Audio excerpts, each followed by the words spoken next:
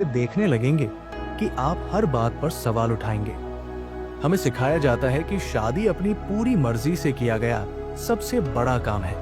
इसे एक पवित्र बंधन और प्यार से लिया गया एक फैसला बताया जाता है। लेकिन क्या हो अगर मैं आपसे कहूं कि शादी करने का आपका फैसला कभी सच में आपका था ही नहीं? क्या हो अगर जन्म से ही कुछ अनदेखी डोरियां आपको शादी की ओर खींच रही थी? ये डोरियां आपके बचपन की कल्पनाओं, समाज की सिखाई बातों और आपके सबसे गहरे दबे हुए डरों से जुड़ी हुई थी। फ्रॉयड ने इसे बार बार दोहराने की आदत कहा। यह हमारे अतीत के दुखों और आदतों को अनजाने में दोहराने की एक मजबूरी है जो हमें लगता है कि हमारी अपनी पसंद है। जरा सोचिए, एक अध्ययन में पाया गया कि जिन पुरुषों के माता पिता का तलाक हो गया था उनमें खुद तलाक होने की संभावना 43% ज्यादा थी। ऐसा नहीं था कि वे तलाक चाहते थे, बल्कि उनके अंदरूनी मन में प्यार का मतलब अस्थिरता से जुड़ गया था। और यहाँ सबसे चौंकाने वाली बात है, फ्रॉयड का मानना था कि हम खुशी नहीं ढूंढते, हम जानी पहचानी चीजों को ढूंढते हैं, भले ही वे हमें बर्बाद कर दें। प्यार की अपनी सबसे पहली याद को याद कीजिए। क्या वो डिज्नी की कहानी थी? कोई राजकुमार किसी राजकुमारी को बचा रहा था, कोई बड़ा रोमांटिक इशारा?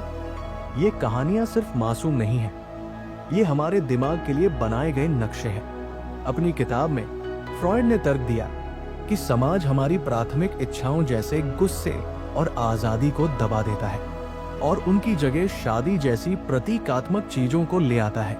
शादी की अंगूठी सिर्फ एक गहना नहीं है, ये सोने में लिपटी एक जंजीर है।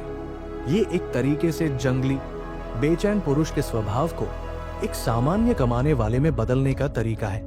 लेकिन अब ये परेशान करने वाला हो जाता है। पुराने यूरोप में जबरदस्ती की शादी की कहानियां बहुत थी, जहां शूरवीर ताकत से दुल्हनें जीतते थे। फ्रॉयड कहते थे कि ये सिर्फ कहानियां नहीं थी, ये पुरुष के मन में दबी हुई ताकत पाने की इच्छा का प्रक्षेपण, मन का एक हिस्सा था।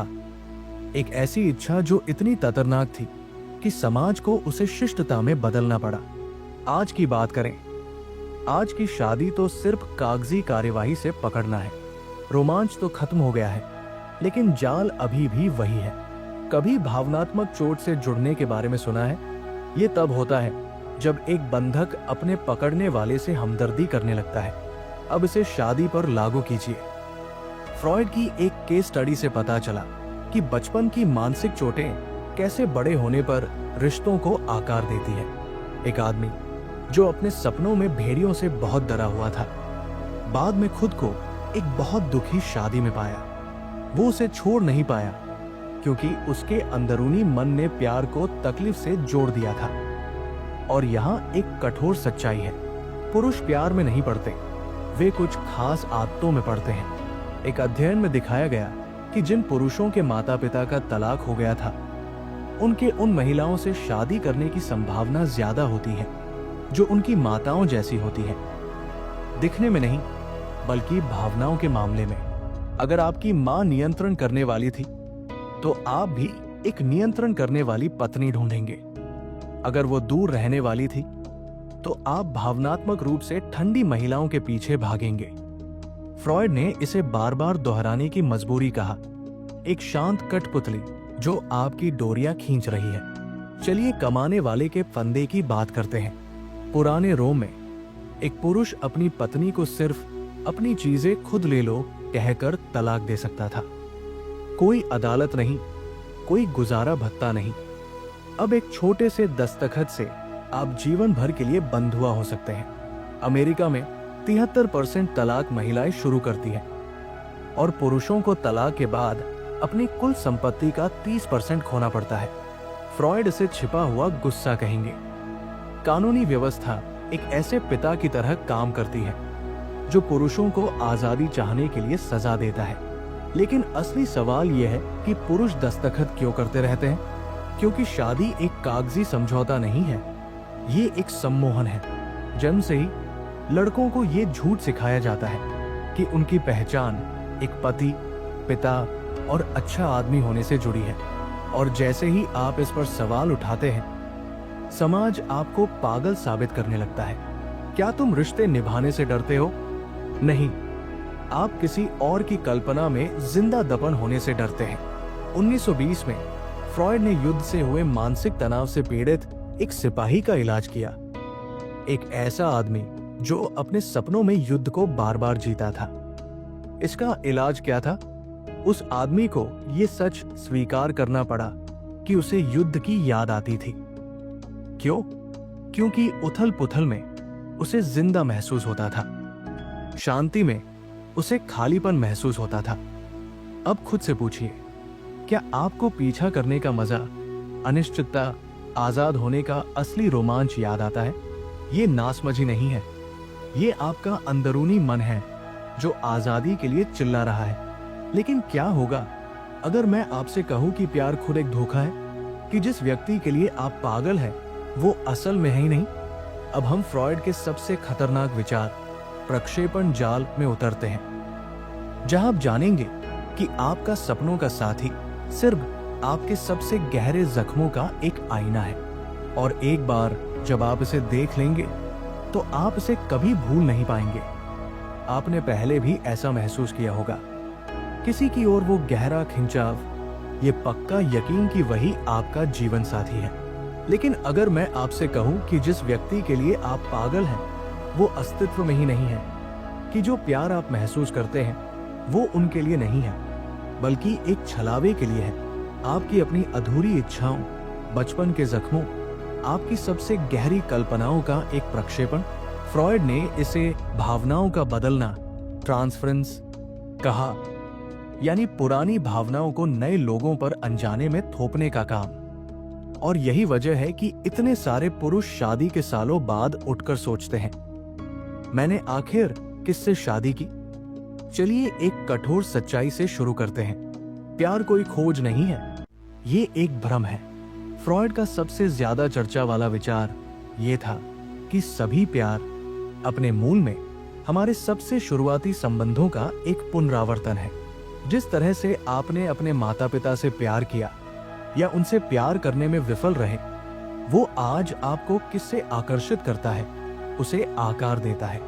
एक अध्ययन में पाया गया कि जिन लोगों के पिता भावनात्मक रूप से दूर थे, उनके ऐसे साथियों को खोजने की संभावना 62% ज्यादा थी जो दूर, गैर भरोसेमंद थे, क्योंकि उनका अंदरूनी मन उस अतीत को ठीक करने की कोशिश कर रहा था, उस माता पिता को जीतकर जिसने उन्हें दुख दिया था। जरा इस पर विचार करें। क्या आप कभी किसी ऐसी महिला से मिले हैं जो ठंडी, बात न सुनने वाली, यहां तक कि क्रूर थी, और आपने खुद को दीवाना पाया? वो प्यार नहीं है, वो बार बार दोहराने की मजबूरी है, इतिहास को बदलने का एक बेताब प्रयास, असंभव को जीतकर। फ्रॉयड की मरीज डोरा इसी चक्र में फंसी हुई थी। वो ऐसे पुरुष के प्यार में पड़ गई जिसने उसके साथ बुरा व्यवहार किया, इसलिए नहीं कि उसे तकलीफ पसंद थी, बल्कि उसकी लापरवाही उसके पिता की लापरवाही को दिखाती थी। और यहां सबसे अंधेरा हिस्सा है, आपका दिमाग जानी पहचानी चीजों को किस्मत समझ लेता है। फ्रॉयड ने एक घटना के बारे में लिखा जिसे उन्होंने यादों का पर्दा कहा, झूठी या बिगड़ी हुई यादें जो दर्दनाक सच को छिपाती है। आजकल का मनोविज्ञान इसे आदर्श मानना कहता है, और यही कारण है कि शादी के शुरुआती दिनों के बाद इतनी सारी शादियां बिखर जाती हैं। इस कहानी पर गौर करें। एक सफल कारोबारी, मान लीजिए उसका नाम डेनियल है, उसने एक ऐसी महिला से शादी की जिसे उसने रहस्यमय, मदहोश कर देने वाली और किसी ऐसे व्यक्ति से अलग बताया जिससे वो कभी नहीं मिला था। 2 साल बाद वो दुखी था। क्यों? क्योंकि जिस महिला से उसने शादी की थी वो असली नहीं थी। वो एक मानसिक कल्पना थी, एक खाली कैनवास जिस पर उसने साहस, शान और असंभव इच्छा की अपनी कल्पनाएं चित्रित की थी। जब भ्रम टूटा तो उसे एक कमजोर इंसान नहीं मिला, उसे अपनी ही कल्पना के डर के साथ छोड़ दिया गया। ये दुर्लभ नहीं है।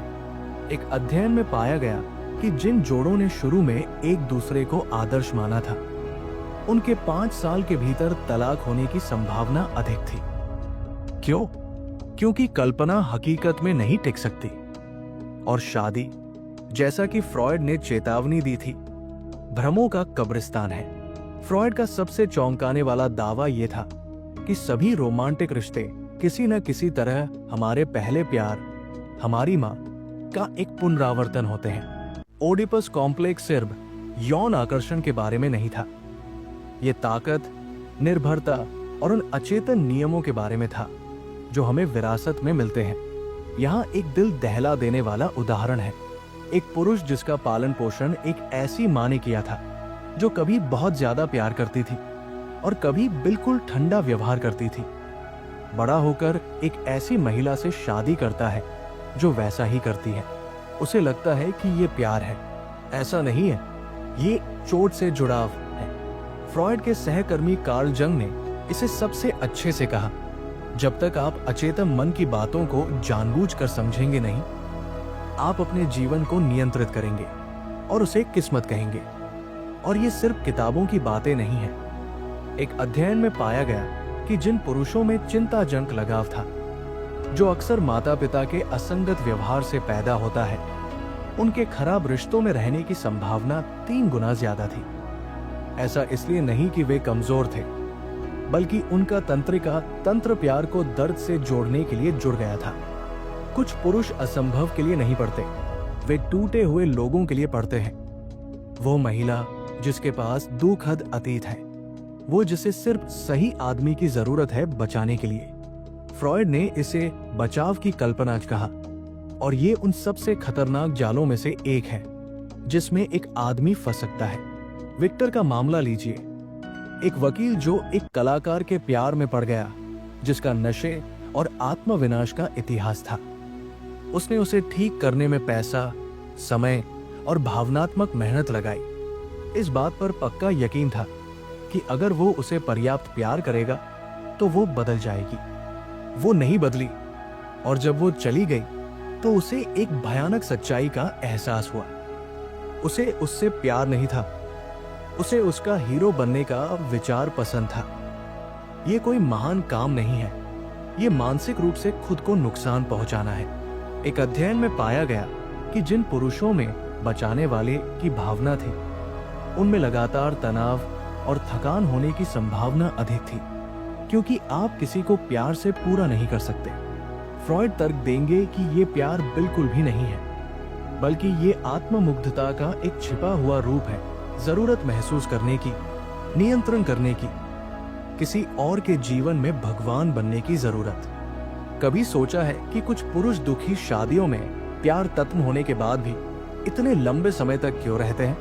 फ्रॉयड के पास इसके लिए एक शब्द था, मृत्यु की इच्छा, थानाटोस, खुद को बर्बाद करने की अंदरूनी चाह, जाने पहचाने दुख का आराम। व्यवहारिक मनोविज्ञान में एक मशहूर प्रयोग है जिसे सीखी हुई लाचारी कहते हैं। जिन कुत्तों को बार बार बिजली के झटके दिए जाते थे, वे अंततः भागने की कोशिश करना बंद कर देते थे, भले ही दरवाजा खुला क्यों न हो। इंसान भी अलग नहीं है। एक पुरुष जिसे सालों तक भावनात्मक रूप से भूखा रखा गया है, आलोचना की गई है या धोखा दिया गया है, वो छोड़ने की इच्छा खो सकता है। इसलिए नहीं कि वो नहीं कर सकता, बल्कि उसके मन को ये विश्वास करने के लिए ट्रेन किया गया है कि तकलीफ ही वो सब है जिसके वो हकदार है। और यहाँ सबसे कठोर बात है, समाज इसके लिए उसकी तारीफ करता है। वो एक नेक आदमी है, वो अपनी कस्मों को निभा रहा है। नहीं, वो अपने अंदरूनी मन का कैदी है। तो आप प्रक्षेपण के जाल से कैसे बचेंगे? सबसे पहले आपको इसे देखना होगा। फ्रॉयड की पूरी पद्धति मनोविश्लेषण एक सिद्धांत पर आधारित थी, अंदरूनी मन की बातों को जानबूझकर समझना। इसका मतलब है डरावने सवाल पूछना। क्या मुझे उससे प्यार है या उसके विचार से? क्या वो मुझे अपने अतीत के किसी व्यक्ति की याद दिलाती है? मैं उसके साथ रहकर क्या साबित करने की कोशिश कर रहा हूं? ये सिर्फ अपने अंदर देखना नहीं है, ये मनोवैज्ञानिक खुदाई है। और ये वही एक तरीका है जिससे आप उन्हीं खतरनाक आदतों को दोहराना बंद कर सकते हैं। लेकिन क्या होगा अगर सबसे बड़ा जाल आपके अंदर नहीं है बल्कि समाज के ताने बाने में ही बुना हुआ है। आखिरी हिस्से में हम शादी को सबसे बड़ा नियंत्रण तरीका के रूप में सामने लाते हैं। कैसे राजाओं, चर्चों और कंपनियों ने पुरुषों को काबू में करने के लिए प्यार को हथियार बनाया और कैसे अपनी आत्मा को इस सिस्टम से वापस पाना है। आपके खिलाफ एक युद्ध चल रहा है। ये गोलियों या बमों से नहीं लड़ा जाता बल्कि कस्मों और अंगूठियों से और कर्तव्य के बोझ तले आपकी आत्मा को धीरे धीरे कुचलने से। शादी जैसा हम इसे आज जानते हैं वो कभी प्यार के लिए नहीं थी, ये हमेशा नियंत्रण के लिए थी। फ्रॉयड ने यह साफ साफ देखा जब उन्होंने लिखा कि समाज पुरुष के स्वभाव को बलिदान करने की मांग करता है, कि जंगली बेकाबू मर्दानगी को हल चलाने वाले जानवर की तरह तोड़ा और बांधा जाना चाहिए। और इस नियंत्रण का सबसे अच्छा तरीका शादी की संस्था। जरा इस पर विचार करें। प्राचीन स्पार्टा में योद्धाओं को 30 साल की उम्र तक शादी करने से मना किया गया था। क्यों? क्योंकि राज्य समझता था कि विवाहित पुरुष कम जोरदार तरीके से लड़ते हैं, उनका गुस्सा कम हो जाता है, उनकी वफादारी बढ़ जाती है। रोम तब नहीं गिरा जब बाहरी लोगों ने हमला किया, बल्कि तब गिरा जब रोमन पुरुष साम्राज्य की शान के बजाय घर के झगड़ों में ज्यादा रुचि लेने लगे। इतिहास हमें बार बार दिखाता है कि किसी भी शक्तिशाली ढांचे के लिए सबसे बड़ा खतरा वो पुरुष है जो अकेला है, वो पुरुष जिसके पास खोने के लिए कुछ नहीं है। और इसलिए व्यवस्थाएं इस तरह विकसित हुई कि हर पुरुष के पास खोने के लिए कुछ न कुछ हो। औद्योगिक क्रांति ने सिर्फ ये नहीं बदला कि हम कैसे काम करते हैं, इसने ये बदल दिया कि पुरुष शादी क्यों करते हैं। 19वीं सदी से पहले शादी मुख्य रूप से परिवारों के बीच एक पैसे का समझौता थी। प्यार तो बाद की बात थी, अगर उस पर विचार भी किया जाता था। लेकिन जैसे जैसे कारखानों ने खेतों की जगह ले ली, एक नई समस्या सामने आई। ज्यादा पैसे और ठाली समय वाले पुरुष खतरनाक होते हैं। इसका समाधान शादी के रोमांटिक विचार को तैयार किया गया।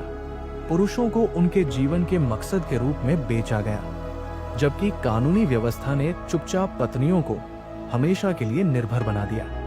फ्रॉयड ने विक्टोरियन समाज में इस बदलाव को सीधे देखा, जहां मध्यम वर्ग के पुरुषों से अचानक मजबूत कमाने वाले और भावनात्मक रूप से उपलब्ध पति दोनों होने की उम्मीद की जाती थी। एक असंभव विरोधाभास जिसने कई लोगों को मानसिक परेशानी में धकेल दिया। मानसिक तनाव नामक शब्द पुरुषों की चिंता के लिए एक सामान्य पहचान इस दौरान बहुत तेजी से बढ़ा। ये पुरुष बीमार नहीं थे, उन्हें संस्थागत कर दिया गया था। अपनी जैविक इच्छाओं और सामाजिक मांगों के बीच फंसे हुए थे, जो उन इच्छाओं को गलत बनाती थी। एक अध्ययन में पाया गया कि विवाहित पुरुषों को हिस्टीरिया या उदासी के लिए अकेले पुरुषों की तुलना में 3 गुना ज्यादा संस्थागत किए जाने की संभावना थी। इसका कारण शादी खुद नहीं, बल्कि ये जानकर मानसिक उलझन कि उन्हें बताया गया था कि घरेलू जीवन उन्हें पूरा करेगा, जबकि उनकी हर बुनियादी इच्छा आजादी के लिए चिल्ला रही थी। आज के विवाह कानून विकसित नहीं हुए, उन्हें डिजाइन किया गया था पुरुषों को बंधुआ मजदूर बनाने के लिए। इंग्लैंड में AR 857 के शादी संबंधी कानून पर विचार करें, जिसने तलाक की अनुमति दी, लेकिन पुरुषों को अवैध संबंध और एक अतिरिक्त अपराध जैसे क्रूरता या छोड़ देना साबित करना होता था, जबकि महिलाओं को सिर्फ अवैध संबंध साबित करने की जरूरत थी। ये न्याय नहीं था, ये महिला निर्भरता को बढ़ावा दे रहा था। आज की पारिवारिक अदालतों की बात करें, जहां पुरुष 82% मामलों में बच्चों की हिरासत खो देते हैं, भले ही सिर्फ 4% हिरासत के मामले अदालत तक जाते हैं, जहां झूठे घरेलू हिंसा के आरोप सजा की दर को 450% बढ़ा देते हैं। ये कोई कानूनी व्यवस्था नहीं है, ये एक जाल है जो पुरुषों को प्यार और प्रतिबद्धता की भाषा में इस प्रणाली को लपेटकर खुशी खुशी इसमें चलने के लिए मनाता है। फ्रॉयड का सबसे विवादास्पद विचार, पुरुष जन्नांग की ईर्ष्या, वास्तव में एक भटकाव था। असली चीज कमाने वाले की ईर्ष्या है। पुरुषों को पैसे और भावनाओं के मामले में कमजोर बनाने का समाज का जुनून। हर रोमांटिक कॉमेडी, हर शादी का विज्ञापन, हर सुखी पत्नी सुखी जीवन का मीम एक ही संदेश को पुष्टि करता है। आपकी कीमत आपकी उपयोगिता है। एक अध्ययन में पाया गया कि मीडिया में पतियों का चित्रण 3 तरह से होता है। 1, नासमझ मूर्ख जिसे महिला मार्गदर्शन की जरूरत है। 2, पर्स सिर्फ पैसे के काम का। 3, पछतावे का केंद्र, दोषी जब तक बेगुनाह साबित न हो जाए। ये संयोग नहीं है, ये बड़े पैमाने पर सामाजिक प्रशिक्षण है। जब एक स्कूल जिले ने 10 साल के लड़कों के लिए कमाने वाले की शर्म की कार्यशालाएं शुरू की, उन्हें ये सिखाया कि पारंपरिक पुरुष महत्वाकांक्षाएं गलत थी, तो वे बच्चों को शिक्षित नहीं कर रहे थे, वे घोड़ों को लगाम लगाने के लिए तैयार कर रहे थे। जाल को पहचानना पहला कदम है। इसे हराने के लिए पूरी आर्थिक आजादी चाहिए।